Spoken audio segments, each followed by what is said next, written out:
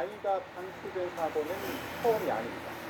사고를 막기 위해 통학버스 운영 지침까지 만들어 알리고 있지만 여전히 지켜지지 않고 있습니다. 무더위 속에 아이가 차량에 방치됐다가 화를 당하는 사건이 끊이지 않고 있습니다. 이번에 발생한 4살 배기 아동의 의식 불명부터 지난달에는 어린이집 차량에 5살짜리 아이가 다쳤다가 2시간 만에 구조되기도 했습니다. 또 지난 2011년 경남에서는 5살 아동이 통학차에 7시간 동안 다쳤다 숨졌고, 찐통더위에 아이를 통학 차량에 방치했다가 숨지게 한 혐의로 어린이집 원장이 구속되기도 했습니다. 이처럼 사고가 반복되자 일부 시도교육청에선 안전지침을 마련해 배포하고 있습니다. 이번에 사고가 발생했던 광주 지역 교육청도 운행을 마친 뒤에는 맨 뒷좌석까지 반드시 확인해야 한다고 명시했습니다.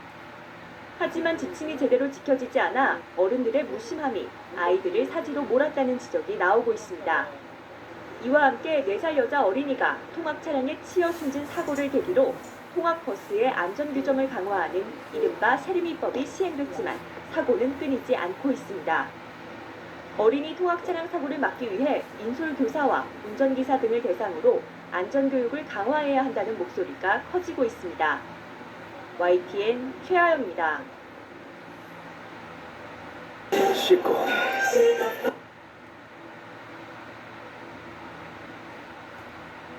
4살 배기 아이가 자신이 타고 온 어린이집 통학 차량에 치여서 안타깝게 숨졌습니다. 이런 일을 막자고 마련된 이른바 세리미법이 본격 시행된 지 2달도 채 안 됐지만 정작 무용지물이 된 셈입니다. 우철희 기자의 취재입니다. 어린이집 통학버스에서 아이들이 하나둘씩 내립니다. 그리고 잠시 뒤 경찰에는 아이 한 명이 길가에 숨져 있다는 신고가 접수됐습니다. 알고 보니 버스에서 내렸던 어린이집 원생 4살 이모군이었습니다. 이군은 어린이집에서 불과 10m도 떨어져 있지 않은 이곳에 머리를 크게 다친 채 쓰러져 있었습니다. 경찰 조사 결과 이군은 통학버스에서 내린 뒤 차량 앞쪽에 있다 출발하는 차량에 치인 것으로 드러났습니다. 당시 아이들의 승하차를 지도하는 인솔교사까지 있었지만 어린이집 관계자 누구도 사고 사실을 알지 못했습니다. 운전기사는 경찰 조사에서 이군을 미처 보지 못했다고 진술했습니다. 사고하는지 몰랐어요. 그럼 경찰서에서 어떻게 연락을 받은 거예요? 원에서 전화가 왔어요. 해당 버스는 지난해 4월 통학 차량으로 정식 신고를 마쳤고 어린이집 관계자들 역시 안전교육을 이수한 것으로 조사됐습니다. 통학 차량 안전기준을 강화하는 이른바 세리미법이 본격 시행된 지 2달도 채 지나지 않은 시점에 또다시 어린 목숨이 희생되면서 법의 실효성에 강한 의문이 제기되고 있습니다. 작년에 이 차량이 등록 당시에 신고 기준에 적합한 판정이 나서 정상적으로 등록이 된 차량입니다. 경찰은 통학버스 운전기사 37살 김모 씨를 입건하고 어린이집 원장과 인솔교사의 과실 여부를 조사하고 있습니다. YTN 우철입니다.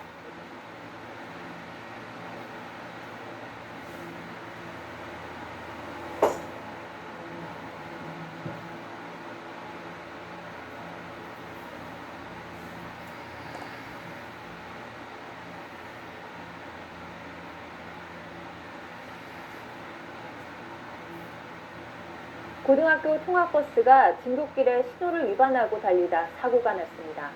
수능을 3주 앞둔 고3 학생 1명이 숨지고 10여 명이 다쳤습니다. 나혜인 기자가 보도합니다. 직진하던 노란 통학버스 한 대가 그대로 사거리를 통과합니다. 교차로를 무사히 빠져나가나 싶었지만 직진 신호를 받고 출발한 차량과 충돌하고 맙니다. 쾅 하는 소리가 나더니 바로 이제 퍽 소리가 나더라고요. 앰뷸런스, 소방차 여러 대가 와가지고서 현장 정리하는데 상당히 오래 걸렸어요. 사고가 난 건 학생들을 등교시키던 아침 7시 20분쯤. 건너편에서 달려오던 통학버스는 사거리를 거의 통과할 때쯤 직진하던 차량과 충돌한 뒤 그대로 옆으로 쓰러졌습니다. 넘어진 버스는 맞은편에서 신호를 기다리던 차량 2대와도 잇따라 부딪혔습니다. 이 사고로 통학버스에 타고 있던 고등학생 10여 명이 크고 작은 부상을 입었습니다. 중상을 입은 학생 한 명은 병원 이송 과정에서 숨졌습니다. 버스 운전자 47살 정모 씨는 0.01%의 혈중 알코올 농도가 검출됐습니다. 음주운전 적발 기준에는 못 미치지만 전날 밤 집에서 막걸리를 마시고 숙취 운전을 한 것으로 조사됐습니다. 대학교에 동의 받아갖고 체열을 했어요. 적재 신호를 바뀐 거 받고 자기가 갈 수 있을 것 같다고 진행했다. 경찰은 통학버스 운전기사에 대해 구속영장을 신청하는 방안을 검토하고 있습니다. YTN 나혜인입니다.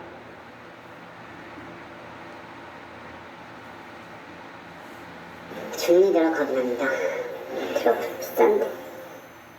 교촌 치트순. 오늘 오전 고등학교 통학버스가 다른 차량과 부딪혀 옆으로 쓰러지면서 차에 있던 고3 학생 1명이 숨지고 15명이 다쳤습니다. 운전기사는 등교 시간이 빠듯해 바뀐 신호를 보고도 속도를 늦추지 않았다고 했습니다. 조보경 기자입니다. 도로를 달리던 노란색 통학버스 한 대가 옆으로 기웁니다. 이미 교차로에 신호가 바뀌어 멈춰야 했지만 그대로 차를 몰다 사고가 난 겁니다. 신호를 무시하고 달리던 버스는 이곳에서 차량과 부딪혔습니다. 그 충격으로 건너편에 있던 차량 2대를 잇따라 들이받은 뒤 그대로 쓰러졌습니다. 왕소리 났으니까 여기서 크게 들렸으니까 나오니까 벌써 버스가 뒤집어져 있어. 노란 버스. 이 사고로 버스에 타고 있던 18살 고등학생이 숨졌고 15명이 다쳤습니다. 학생들은 사고 장소로부터 약 1km 떨어진 한 고등학교로 등교하던 길이었습니다. 버스 운전자는 47살 정모 씨, 학교와 계약을 맺은 용역업체 기사입니다. 정 씨는 신호가 바뀐 걸 봤지만 등교 시간이 다 돼 서둘러 운전했다고 경찰에 진술했습니다. 전날 밤 술을 마셨다고도 했지만 음주 측정 결과 단속 기준치를 넘지 않았습니다. 경찰은 정 씨의 혈액을 국과수에 보내는 등 정확한 사고 원인을 조사 중입니다. JTBC 조보경입니다.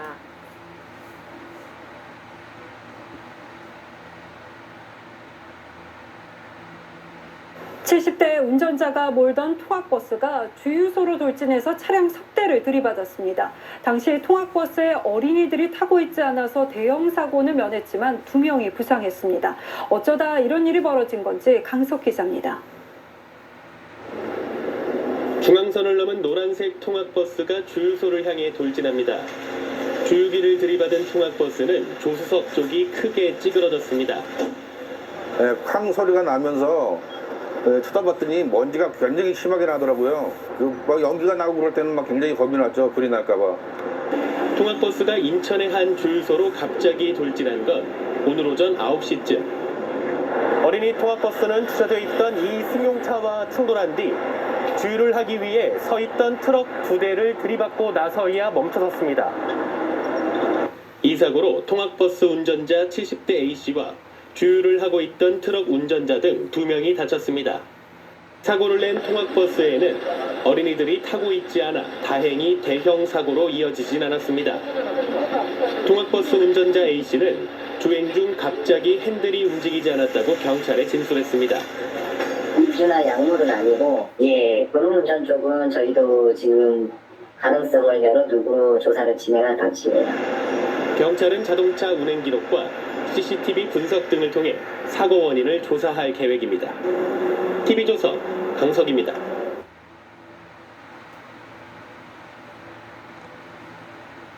이렇게 위험한 상황이 벌어지지만 사설 구급차는 늘고 있습니다. 그런데 병원이 갖고 있는 구급차 수는 15년 전과 비교해서 거의 반토막이 났습니다. 돈이 많이 들기 때문이라고 하는데요. 결국 그 자리를 사설 구급차가 메우고 있는 겁니다. 계속해서 배승주 기자입니다. 빙판길 도로에서 차량이 줄줄이 미끄러집니다. 2년 전 음력 설 당일 강원도 정선에서 발생한 사고입니다. 일가족 9명이 다쳤고 이 중 1명은 중상자였습니다. 가족들에 따르면 당시 의사는 중상자의 경우 100km 떨어진 원주의 대학병원으로 바로 가야 한다고 말했습니다. 머리에 출혈이 심했습니다. 그런데 황당한 상황이 벌어졌습니다. 병원에 구급차가 온 적이 없다라고 말씀을 하시고 병원에서 구급차가 없다라는 말이 되냐. 병원 측은 사설 구급차가 딱 한 대 있는데 더 급한 응급 환자가 발생하면 곤란해진다며 택시를 타고 가라고 했습니다. 항의가 잇따르자 뒤늦게 사설 구급차를 불러줬지만 40분 넘게 걸려 병원에 도착했습니다. 하지만 곧바로 출발도 안 했습니다. 출발하기 전에 돈 얘기를 먼저 하더라고요. 오늘은 뭐 특별한 뭐 휴무일이고 간호사를 대동하시게 되면 특별요금이 뭐 추가가 된다. 50만 원을 선불로 요구했다는 겁니다. 결국 1시간을 허비했습니다. 사고 당한 사람을 상대로 해서 돈을 먼저 요구를 하고 그 돈이 수용이 되지 않으면 움직이지 않겠다라는. 사설구급차 요금은 서울에서 부산까지 약 50만 원입니다. 택시비 40만 원보다 조금 많은 수준입니다. 업계에선 30년 전 책정된 요금이 거의 그대로여서 요금을 부풀리거나 의료진을 안 태운다고 털어놓습니다. 그 방법밖에 없으니까 저희가 살려면. 2019년 기준 사설구급차 대수는 119 구급차의 70% 수준인데 인력은 10%밖에 되지 않습니다.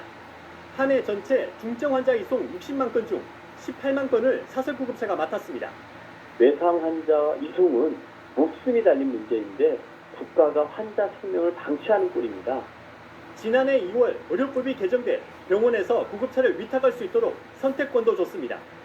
응급의료 정책이 후퇴하고 있다는 지적입니다. JTBC 배승주입니다.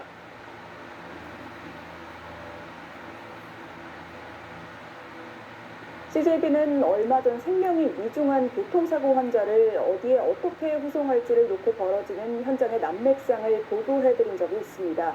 정부도 이런 점을 인식하고 내년을 목표로 응급의료체계 개선을 위한 대책을 마련 중에 있습니다. 홍우표 기자가 취재했습니다. 사고 현장에서 환자를 어느 병원으로 이송할지를 결정하는 대전제는 이렇습니다. 환자분은 충분히 치료할 수 있는 그런 여건이 마련되어 있는 수준에 가장 가까운 병원이라고 생각하시면 돼요. 그러나 현실에서는 병원의 치료 여건을 간과한 채 최단거리 이송만 우선시할 때가 많습니다. 시스템 없어요. 조사를 해보면 중증 이상 환자의 극히 일부 15%만 중증 이상으로 이송을 해가고 있어요. 119 상황실, 현장 구조요원, 병원들이 환자의 중증도 평가에 각각 다른 매뉴얼로 대처를 하고 있는 기현상도 빚어지고 있습니다. 정부가 내년을 목표로 응급의료 시스템에 대한 전반적인 손질 작업에 들어간 이유입니다. 현장 이송 단계부터 환자 분류를 체계화시키고 중증 응급 진료 인프라를 대폭 확충하겠다는 목표입니다. 자치단체가 내버려진 의료 격차를 줄이기 위한 응급의료 지원단과 전담팀도 꾸려집니다. 이를 통해 중증 환자의 최종 치료기간 도착률을 확 끌어올릴 계획입니다. 일종의 컨트롤 타워를 통해 이송병원 선정 지침을 만들어 지역 맞춤형 이송 체계도 구축됩니다. 구급대로 환자를 분류를 하고 평상시에 각 병원의 진료 능력을 구분해서 표를 만들어 놓는 거예요. A병원, B병원 이 미리 다 정해져 있는 거예요. 그것도 순위별로. 현재 강원도가 권역 외상센터를 중심으로 한 지역 외상체계 구축을 추진하고 있습니다. 급박한 구조 현장에서 통합 매뉴얼이 제대로 가동될 수 있을지는 결국 구조원들의 적극적인 실천 의지에 달려 있습니다. CJB 홍우표입니다.